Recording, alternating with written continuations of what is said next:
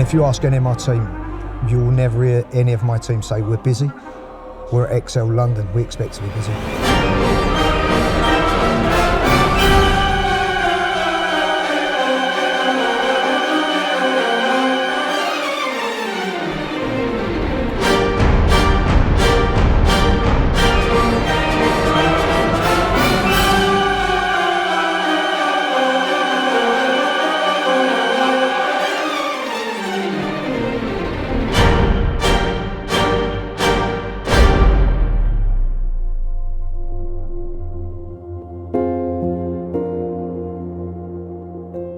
The dinner start at 6:30, but I mean the team have been in since 4 or 5 this morning.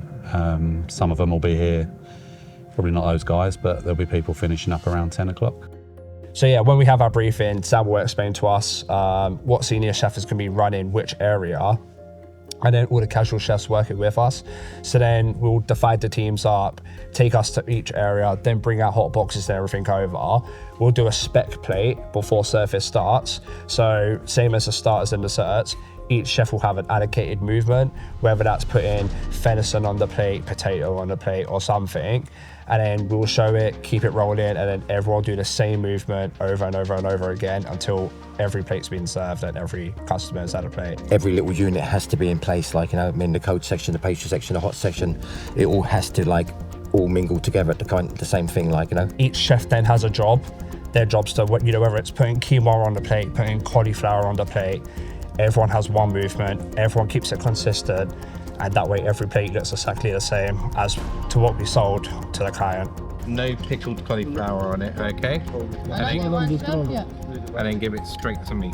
Sure. Okay? So no pickled cauliflower on one, give it straight to me. So whatever else we give you, it's important that you stay to them. Once you get the routine going, you'll be absolutely fine. It will take a little bit to start off. So what I would say is, like, Matt, if you're the leader on this side, let Matt do this first table, allow him to move off this table, then the next person goes.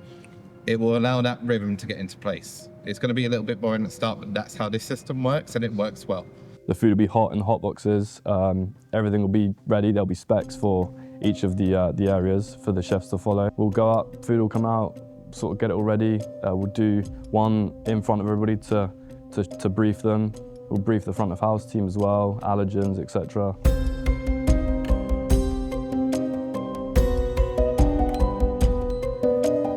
The last thing you need, obviously, on a large event like that is serving, and then you don't have the portions at the end, so portion control is key. Pre-doing everything and pre-organising and potting this is one of the big things to making sure that you have the numbers that you need for a large event like that.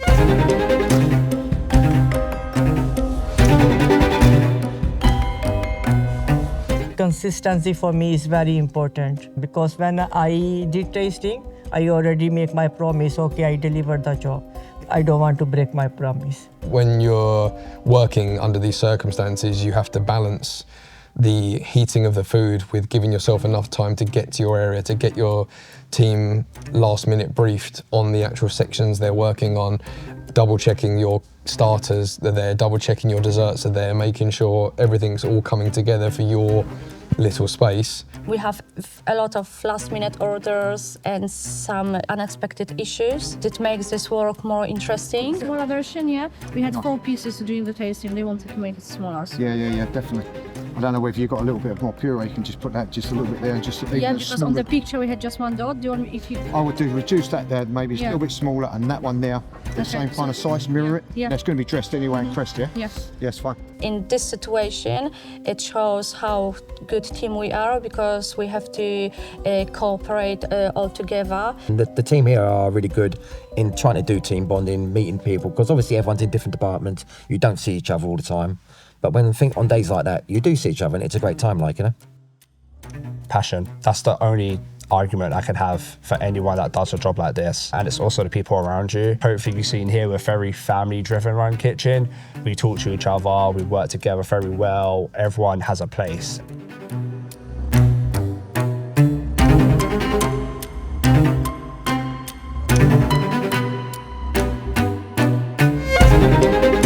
Then we'll get ready, we'll start to plate. It's sort of like a rolling service, so the front of house will bring their plate to the chef, put the plate down.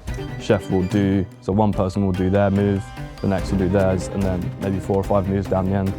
Finish with the jus, for instance. That plate will be taken, maybe 4 or 5 runners will take a table's worth of food, and then they'll finish that table, come back, pick up another plate again, and then another roll.